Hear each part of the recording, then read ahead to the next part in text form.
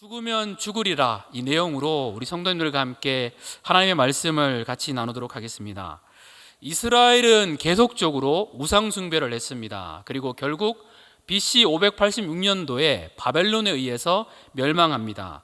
바벨론으로 인해서 멸망하고 난 다음에 그 이후의 나라인 페르시아도 동일하게 멸망합니다. 그리고 무려 100년의 시간이 지났습니다. 이스라엘 백성들은 타지에서 100년의 시간 동안 살았었습니다. 타지에서 살아간다는 것은 쉽지가 않습니다. 한번 중국에 있을 때 택시를 탔는데 택시기사가 굉장히 요금을 비싸게 받은 적이 있었습니다. 그때 중국어를 못하는 상황이니까 이것을 어떻게 해결할지 몰라서 당황스러운 적이 있었습니다. 마찬가지로 타지에 사는 것은 쉽지가 않습니다. 이스라엘 백성들은 100년입니다. 나라도 없습니다. 보호해 줄 대상도 전혀 없습니다. 누구도 나를 보호해 주지 않습니다. 이들의 마음에 이러한 질문이 있습니다. 하나님은 이런 상황에서도, 나라가 없는 이러한 상황에서도, 누구도 보호해 줄 수 없는 상황에서도 나를 보호해 줄 수 있을까? 또한 이때는 고레스 왕의 칙령으로 말미암아 많은 이스라엘 백성들이 예루살렘으로 돌아갔습니다. 믿음을 근거로 해서 예루살렘으로 돌아갔는데 이 사람들은 100년을 살면서 여기의 삶에 익숙했기 때문에 돌아가지 않았었습니다. 이들에게 소식이 들려옵니다. 예루살렘에 선지자들이 등장했다. 학개, 스가랴, 말라기, 많은 선지자들이 등장해서 하나님 말씀을 전했다. 하지만 페르시아에 사는 기독교인들에게 하나님 말씀이 전해졌다, 선지자가 등장했다는 이야기는 등장하지가 않습니다.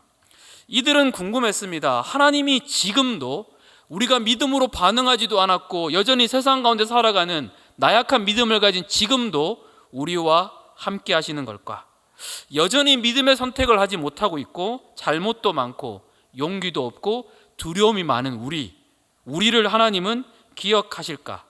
현실의 벽에 부딪혀서 신앙인의 모습도 잃어버리고 살아가고 있는 나도 하나님은 사랑하실까? 이런 질문을 가진 사람에게 하나님께서는 내가 지금도 너희를 사랑하고 지금도 너희를 구원하고 지금도 너와 함께 하신다는 걸 말씀하시기 위해서 한 권의 성경책을 주십니다. 그 성경책이 에스더서입니다. 그래서 에스더서를 보면 우리는 알 수 있습니다. 나라가 없는 이스라엘의 보호자가 되시고 약하고 나약한 그들의 모습과 상관없이 하나님은 함께하여 주시고 도와주신다. 그래서 에스더는 다른 별명으로 소망을 일으키는 책, 승리의 길을 알려주는 책이라고 알려져 있습니다. 그럼 에스더서를 통해서 늘 우리를 보호하시고 우리와 함께하여 주시고 우리를 승리로 이끄시는 그 살아계신 하나님에 대해서 함께 살펴보도록 하겠습니다. 먼저 에스더서가 쓰여질 시대의 모습을 같이 살펴보겠습니다. 에스더서 1장 1절 말씀입니다. 같이 읽겠습니다. 이 일은 아하수에로 왕 때에 있었던 일이니 아하수에로는 인도로부터 구스까지 127지방을 다스리는 왕이라. 네, 아하수에로 왕 시대 때라고 이야기합니다. 아하수에로 왕은 크세르크세스 왕을 이야기합니다. 300이라는 영화에 등장했었던 페르시아 왕을 말하는 건데 이 왕은 그리스와의 전투 살라미 해전에서 패배를 했습니다. 그 이후에 역사가 헤로도토스라는 사람이 이런 말을 합니다. 패배를 당한 이후에 이 왕은 침실에 시해당하기 전까지 향락으로 세월을 보낸 왕이다. 향락에 미쳐있는 왕, 이 왕의 이름이 크세르크세스, 아하수에로의 왕입니다. 성경에 봐도 동일합니다. 에스더서를 보면 그렇게 나오는데 술이 취해서 왕후 보고 나오라고 합니다. 안 나오니까 어떻게 할까요? 왕후의 위를 패하는 그런 나쁜 왕입니다. 순간적인 결정으로 판단하는 왕, 좋은 왕이 아닙니다. 이스라엘 백성들은 타국에 살고 있습니다. 타국의 왕이 좋다면, 타국의 왕이 인격적이라면, 괜찮은 왕이라면 그래도 보호받고 살아갈 수 있는데 이 지도자가 잔인하고 포악하고 분별력이 없는 왕입니다. 보호받을 대상이 없습니다. 2인자는 어떤 사람이었을까요? 2인자는 하만인데 성경에서는 이 사람이 아각 사람이라고 등장합니다. 아각 사람은 이스라엘과 원수 관계에 있었던 나라입니다. 이스라엘을 좋게 볼 수가 없죠. 2인자에서도 어디서도 보호받을 수 없는 것이 이스라엘 백성들의 모습입니다. 이런 상황에서 이런 일이 일어납니다. 에스더서 3장 5절부터 6절까지의 말씀입니다. 같이 읽겠습니다.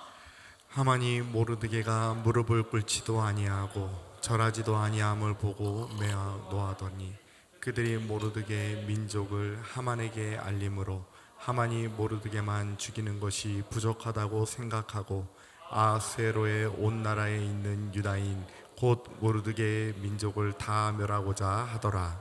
아멘. 유대인 모르드게가 하만에게 절을 하지 않습니다. 절을 하지 않으니 이것은 뭐 종교적인 이유와 민족적인 이유가 있는데 꿇지도 않고 절을 하지 않으니까 하만이 화가 납니다. 야, 모르드게 너 어떻게 이럴 수 있어? 화가 나서 이렇게 끝나야 되는데 그 왕의 그 신하라고 정말 나쁜 사람입니다. 어떻게 하는가 하면 너뿐만 아니라 너의 민족까지 다 진멸하겠다, 다 멸절하겠다라고 이야기합니다. 나라의 2인자가 거대한 음모를 꾸며서 이스라엘의 백성들을 멸절시키려고 하는 상황입니다. 누구도 보호해줄 수 있는 사람은 없습니다. 아하수르는 이 계획을 짜고 멈추는 게 아니라 생각만 하는 것이 아니라 현실 가운데 이루어 갑니다. 에스더서 3장 8절 말씀입니다. 같이 읽겠습니다.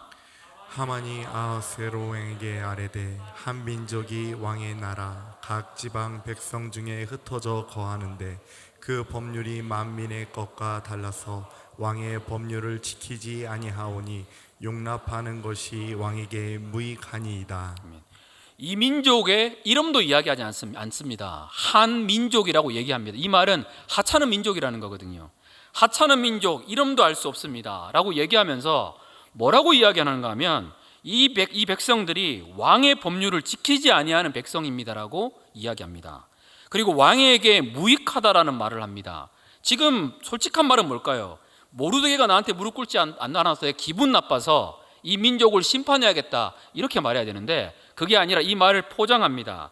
교묘하게 거짓을 섞어서 법률을 지키지 않는 민족입니다. 그러니까 왕에게 무익하니까 처벌해 달라고 말합니다. 그리고 이렇게 말합니다. 에스더서 3장 9절 말씀입니다. 같이 읽겠습니다. 왕이 옳게 여기시거든 조서를 내려 그들을 진멸하소서. 내가 은 1만 달란트를 왕의 일을 맡은 자의 손에 맡겨 왕의 금고에 드리리이다 하니 뇌물을 줍니다.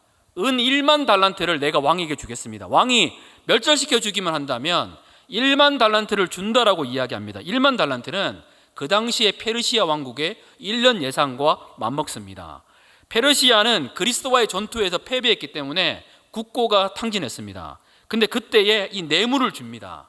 뇌물을 줘서 나라도 필요한데 뇌물까지 줍니다. 그러니까 그 얘기를 듣는 왕은 어떻게 반응할까요? 이 왕이 좋은 왕이라면 이스라엘 백성들의 이야기도 듣고 움직여야 되는데 저희가 봤다시피 좋은 왕이 아닙니다. 어떻게 할까요? 유대인의 이야기 듣지 않습니다. 그리고 조서를 내립니다. 에스더서 3장 12절 말씀입니다. 같이 읽겠습니다. 첫째 달 13일에 왕의 서기관이 소집되어 하만의 명령을 따라 왕의 대신과 각 지방의 관리와 각 민족의 관원에게 아하수에로 왕의 이름으로 조서를 쓰되 곧 각 지방의 문자와 각 민족의 언어로 쓰고 왕의 반지로 인치니라. 왕의 반지로 인치면 바꿀 수가 없습니다. 근데 다 죽게 되어버린 상황이 되었습니다. 음모만 꾸미는 것이 아니라 현실 가운데 이루었던 사람이 이 하만이라는 사람입니다. 조서를 내려서 더 이상 이스라엘 백성들은 피할 수 없습니다. 시간이 흐르면 이스라엘 백성들은 다 멸절당하는 운명을 가지고 있습니다. 보호받을 수도 없고 사면초가 어디서든지 도움을 받을 수 없는 상황. 에스더서는 이 상황에서 이스라엘 백성들이 어떻게 나아갔고 승리했는지를 잘 나타내주고 있습니다. 오늘 말씀을 통해서 그 어떻게 승리했는지를 한번 살펴보겠습니다. 첫째는 눈을 들어서 세상을 보아야 됩니다. 에스더서 4장 3절 4절 말씀은 우리에게 이렇게 말합니다. 같이 읽겠습니다. 왕의 명령과 조서가 각 지방의 이름에 유다인이 크게 애통하여 금식하며 울며 부르짖고 굵은 베옷을 입고 재에 누운 자가 무수하더라. 에스더의 시녀와 내시가 나와 전하니 왕후가 매우 근심하여 입을 의복을 모르드게에게 보내어 그 굵은 베옷을 벗기고자 하나 모르드게가 받지 아니하는지라. 이때 에스더는 왕비입니다. 그런데 굉장히 순진무구한 왕비입니다.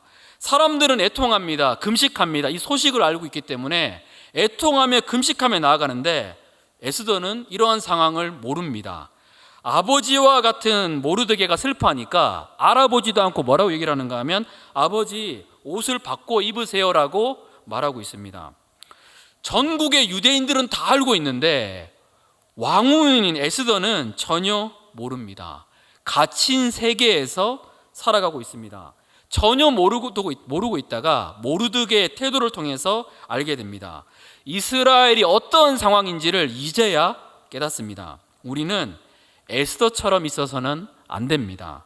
우리의 귀와 우리의 눈은 세상에 일어나는 일, 하나님의 마음이 머무는 곳 가운데 있어야 합니다. 이 세상에는 우리의 관심, 우리의 기도가 필요한 것이 너무나 많습니다. 눈을 들어서 하나님의 마음이 어디 있는지를 보아야 되고 낮은 마음으로 내려가야 합니다. 그럴 때 우리는 하나님의 마음이 어디에 있는지 알 수 있고 세상이 돌아가는 것을 알 수 있습니다. 우리가 무엇을 위하여 기도하고 하나님 나라를 확장해야 되는지를 깨달을 수가 있습니다. 장애우 사역을 하시는 서진교라는 목사님이 계십니다. 이분이 많은 분들을 섬기고 사역하는데 어느 날 아내가 목도리를 선물로 줬습니다. 백화점에서 산 거라고 얘기를 하고 구하기 어려우니까 잘 메고 다니라고 이야기합니다. 이런 당부를 합니다. 이것만큼은 노숙자에게 안 주었으면 좋겠어 라고 당부를 했었습니다. 그리고 2주 동안 목도리를 잘 메고 다녔습니다. 그런데 지나가는데 어느 한 노숙인이 지나갑니다. 옷도 얇고 추운 겨울이었는데 너무나 춥게 지나가는 노숙인의 모습을 보았습니다. 그리고 마음에 긍휼이 동했습니다. 어떻게 할까 고민하다가 그분께 이 목도리를 걸어드렸습니다. 드리고 쳐다보는데 그분이 이렇게 목례를 이렇게 하고 걸어갔습니다. 뒷모습을 보는데 갑자기 울컥했습니다. 예수님의 모습이 그분의 모습을 통해서 보여줬습니다. 그리고 이분이 말씀을 봤는데 이 말씀입니다. 마태복음 25장 40절 말씀입니다. 같이 읽겠습니다. 임금이 대답하여 이르시되 내가 진실로 너에게 이르노니 너희가 여기 내 형제 중에 지극히 작은 자 하나에게 한 것이 곧 내게 한 것이니라 하고. 아멘. 이 말씀은 예수님이 십자가를 지시기 전에 하신 말씀입니다. 이분의 삶 속에 지극히 작은 것을 했는데 그 지극히 작은 것을 했는데 주님이 내게 한 것이라고 말한 것처럼 그분의 모습 속에서 예수님이 보여줬습니다. 금방 말씀드린 것처럼 이 말씀은 십자가를 지기 전에 하신 말씀입니다. 제자들에게 하신 말씀이죠. 왜 제자들에게 예수님은 이렇게 말씀했던 걸까요? 이제 예수님은 십자가를 지시고 승천하십니다. 그러면 제자들이 무슨 생각이 나는 걸까요? 예수님이 십자가를 지시고 돌아가시는 상황이면 예수님 보고 싶지 않을까요? 예수님 그리워하지 않을까요? 그러한 제자들에게 주님이 하신 말씀입니다. 네가 정말 내가 보고 싶다면 지극히 작은 자에게 한 것이 내게 한 것이라. 그러니까 네가 내가 보고 싶다면 낮은 곳을 보아라라고 하신 말씀입니다. 낮은 곳을 보면 그들 중에 낮은 자 가운데서 그들과 함께 있는 예수님을 만나고 예수님을 보게 될 것을 말씀하고 있습니다. 우리가 신앙생활할 때 하나님이 보이지 않을 때가 있습니다. 하나님의 응답이 보이지 않을 때가 있습니다. 그럴 때 우리는 어떻게 해야 될까요? 예수님 말씀처럼 낮은 곳으로 내려가야 합니다. 우리의 마음이 높아져 있으면 예수님 보이지 않습니다. 예수님은 낮은 곳에 인간의 몸을 입고 이 땅에 오신 분입니다. 그러면 우리가 예수님을 만나려면 어떻게 해야 될까요? 우리의 마음이 낮아져야 합니다. 우리의 마음이 낮아지고 낮은 영혼들을 섬길 때에 살아계신 예수님의 은혜를 경험할 수가 있습니다. 낮아져야지 누군가의 소리가 들립니다. 낮아져야지 하나님의 마음이 들리고 하나님이 아파하시는 그 소리들이 들립니다. 그 마음을 알고 누군가를 위해 기도하다 보면 이것이 하나님과의 만남이라는 것을 깨닫게 됩니다. 지난번 청년부 수련회 때 한 청년이 이런 간증을 한 적이 있었습니다. 이 청년의 고민은 이거였습니다. 도대체 교회를 다니고 보니까 하나님을 만났다고 이야기하는데 하나님을 만나는 것도 도대체 무엇일까? 이 고민을 오랫동안 했었습니다. 그리고 기도하는데 여전히 모르겠다라는 거예요. 그런데 수련회를 갔는데 하나님 주시는 마음이 옆에 있는 지체를 위해 기도하는 마음을 주셔서 이 사람을 놓고 기도하는데 갑자기 눈물이 핑 돌면서 눈물이 막 쏟아지기 시작했습니다. 가슴이 뜨거워지면서 이런 고백을 했습니다. 아, 이것이 하나님을 만나는 거구나. 나를 위해 기도할 때는 몰랐는데 누군가를 위하여 기도하니까 하나님이 이런 마음을 부어주시는구나. 그걸 깨달았다라고 간증을 한 적이 있습니다. 마찬가지입니다. 우리의 마음은 낮은 곳에 있어야 합니다. 우리의 마음은 누군가를 위하여 기도하는 소리를 듣고 기도하는 자리 가운데 있어야 합니다. 그럴 때에 하나님을 만납니다. 우리의 마음이 높아졌다면 우리는 낮아져야 되고 지극히 작은 자 가운데 함께 하시는 예수님을 볼 수 있습니다. 지극히 작은 자를 도왔는데 그 사람이 예수님이었구나. 아, 그분이 예수님의 은혜였구나. 그 깊은 사랑 가운데 들어갈 수 있습니다. 아프가니스탄에 지진이 일어났습니다. 9일 기준으로 2,445명이 사망을 했고 9,240명이 부상을 입었습니다. 1,900채, 그 2,000채가 되는 주택의 피해가 발생했습니다. 저희가 뉴스에 보다시피 이스라엘과 팔레스타인의 전쟁이 일어났습니다. 우크라이나와 러시아 전쟁은 멈추지 않습니다. 우리 옆에 있는 일본이라는 나라는 기독교가 0.3%입니다. 네팔은 개종 금지법으로 인해서 수많은 기독교인들이 어려움을 겪고 있습니다. 우리는 수많은 소식들을 귀를 기울여야 합니다. 에스더가 귀를 기울여야 했던 것처럼 그 소리에 귀를 기울인다면 우리는 어떻게 해야 될지가 보여집니다.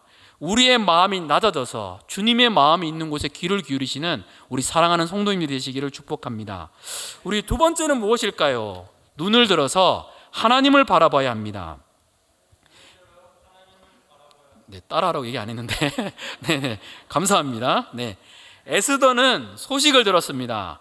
이제 현실을 압니다. 이스라엘이 이런 위기 가운데 있는구나. 그런데 본인은 왕비입니다. 하지만 이런 상황을 토로합니다. 내가 나서기가 쉽지가 않다.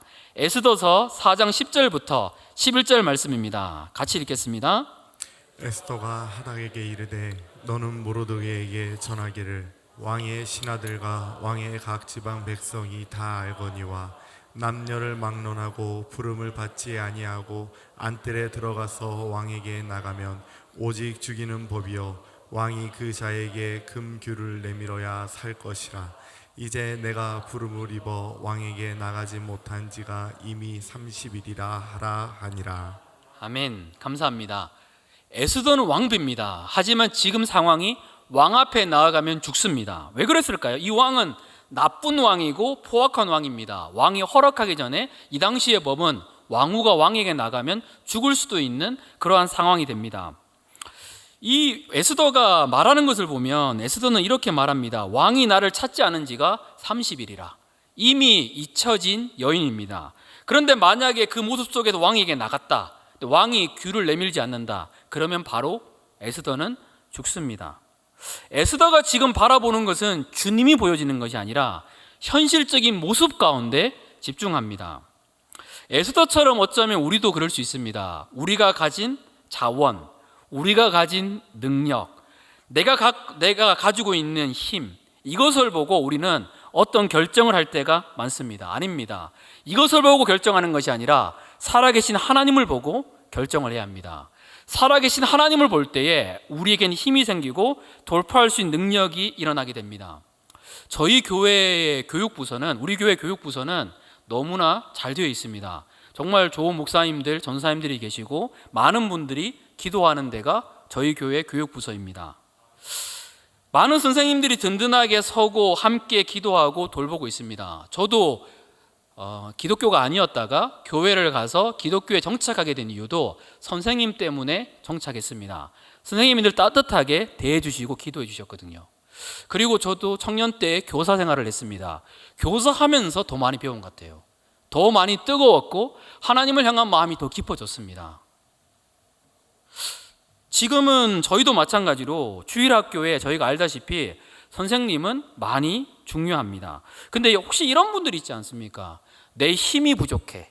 내 능력으로는 안 돼.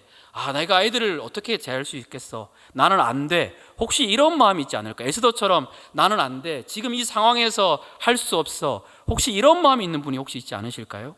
그런 마음이 있다면 주님을 바라보시기 바랍니다.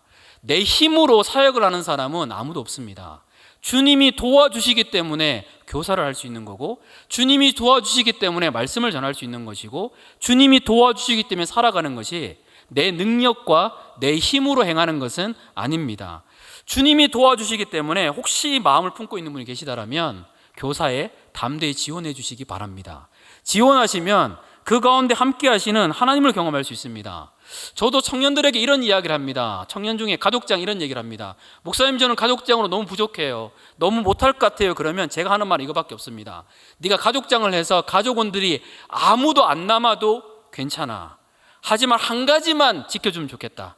목사님, 그게 뭐예요? 기도하는 것만큼은 포기하지 마라. 기도하면 청년들, 너희 가족 가운데 하나님의 모습이 이루어질 수 있다. 청년들이 하나님을 만날 수 있다. 마찬가지입니다. 우리의 능력으로 하는 사람은 아무도 없습니다. 하나님의 능력으로 하기 때문에 하나님께 나가서 기도하면, 주님을 바라보면 소망이 일어납니다. 우리는 하나님이 하시게 된다는 말을 듣습니다. 그리고 하나님을 바라보면 소망이 일어난다는 말도 많이 듣습니다. 그러면 하나님을 바라본다는 것은 무슨 말일까요? 어떻게 하는 것이 하나님을 바라보는 것일까요? 예수님을 바라보자. 예수님이 보이지 않는데 예수님을 바라보는 것이 가능한 것일까? 유기성 목사님 설교에 나오는 것인데 이런 질문을 하실 때가 있습니다. 저를 한번 보실까요? 네, 보시고 파란색을 한번 찾아보실까요? 저한테 파란색 보여지지 않나요? 저한테 파란색은 뭘까요? 예, 감사합니다. 예, 넥타이 맞습니다. 예, 제가 지금 왔었을 때 제 얼굴 보고 그다음 다른 거 보시다가 이제 집중하게 되는 거잖아요. 파란색을 집중하니까 파란색이 보여집니다. 마찬가지입니다. 신앙도 마찬가지로 우리가 의식하는 거거든요. 하나님은 나와 함께 하시는구나.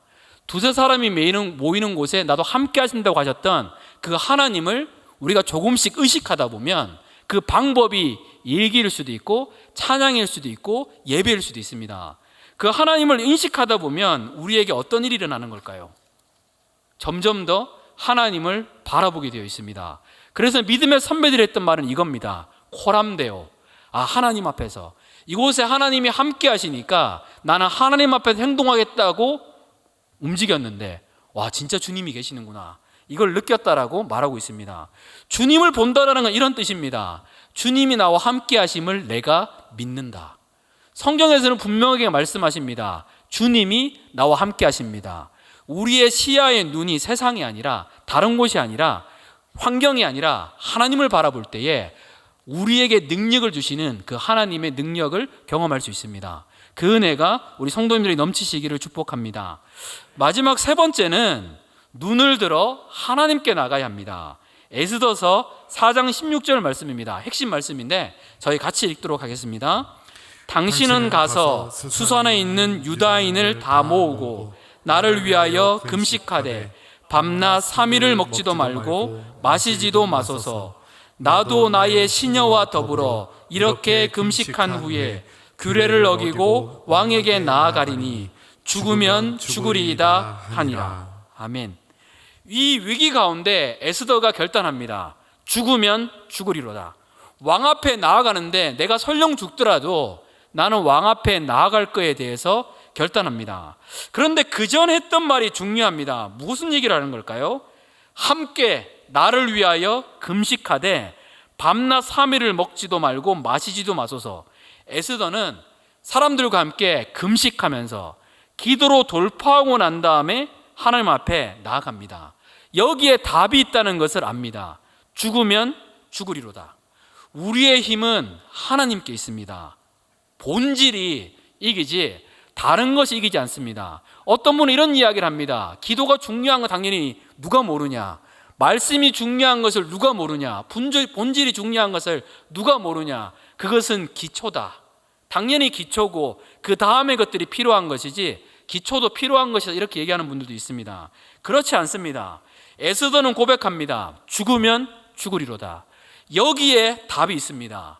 기도에 답이 있습니다. 하나님께 나아감에 답이 있는 것이지 시대가 흘러도 시간이 흘러도 기도와 말씀이 답입니다. 기도와 말씀으로 나가는 그곳에, 본질을 붙잡는 그곳에 하나님의 생명의 능력은 부어집니다. 에스더는 강력하게 기도합니다. 죽으면 죽으리로다. 혼자 기도하는 것이 아니라 사람들과 함께 금식하며 하나님께 나아가고 영적인 분위기를 완전히 바꾸어 버립니다. 하나님을 의지하니까 누가 역사할까요? 하나님이 역사하는 것을 볼 수 있습니다.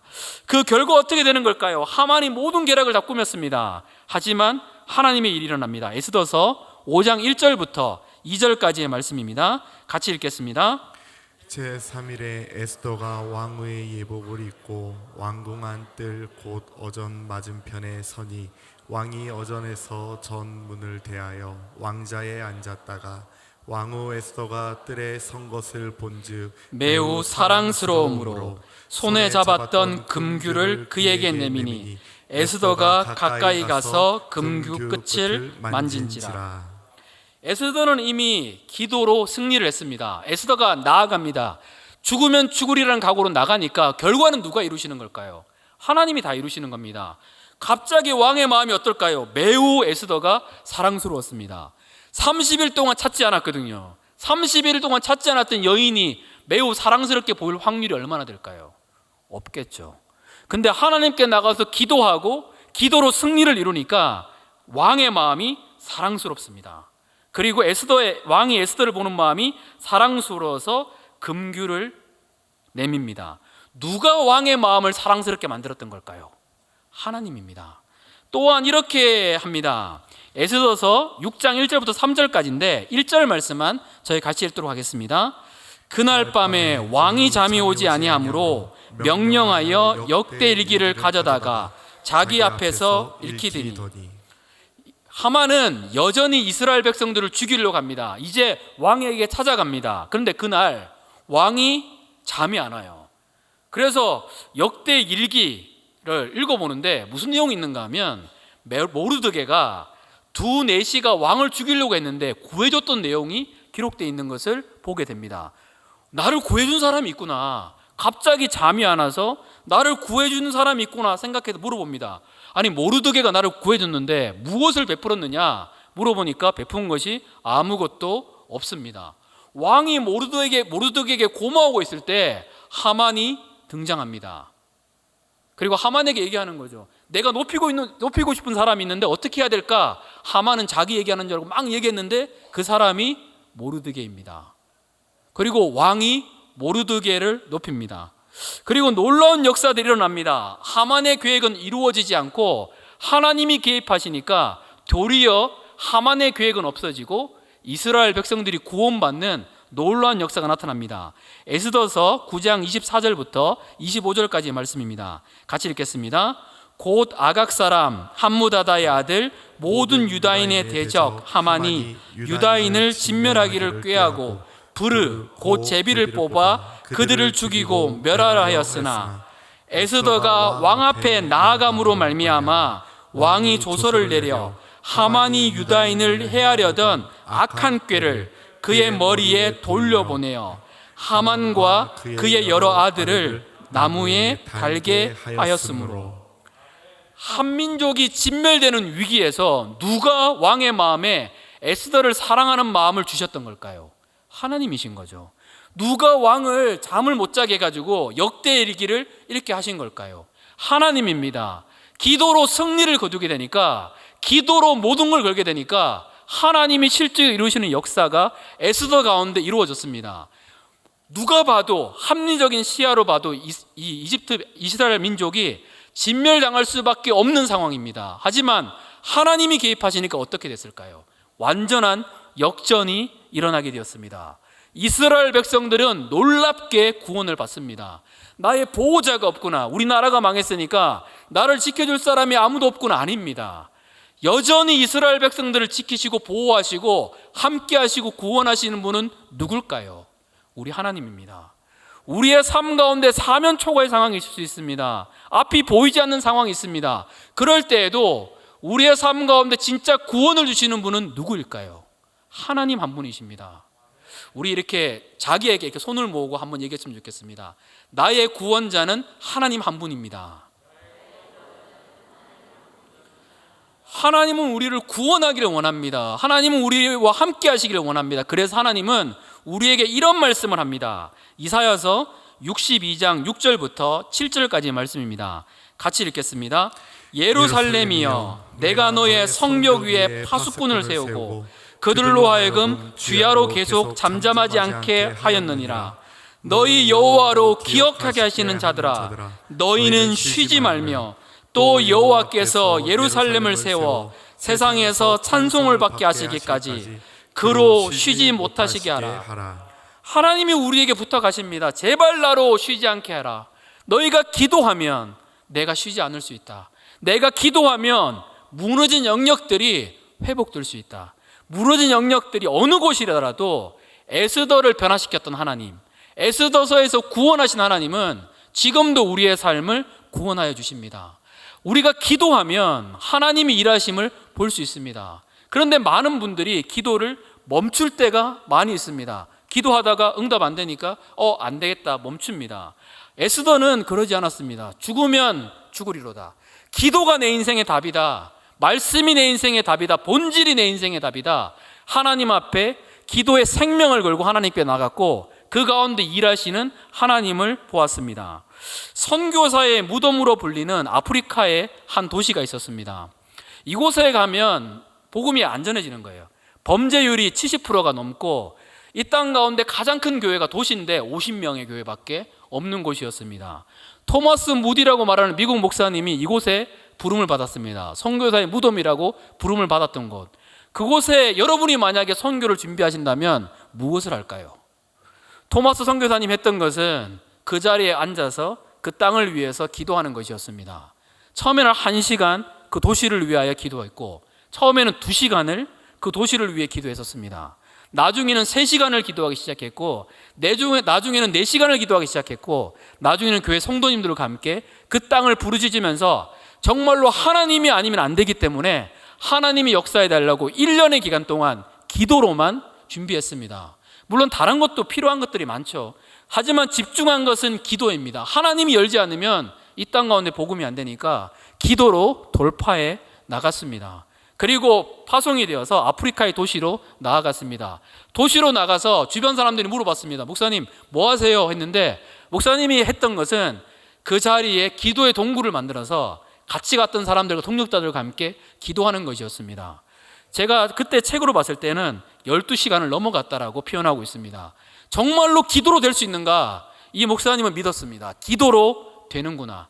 다른 사람이 다 선교사의 무덤이라 할지라도 하나님이면 기도하면 우리가 함께 기도하면 되는구나. 에스더처럼 함께 기도하면 된다는 마음을 가지고 기도했었습니다.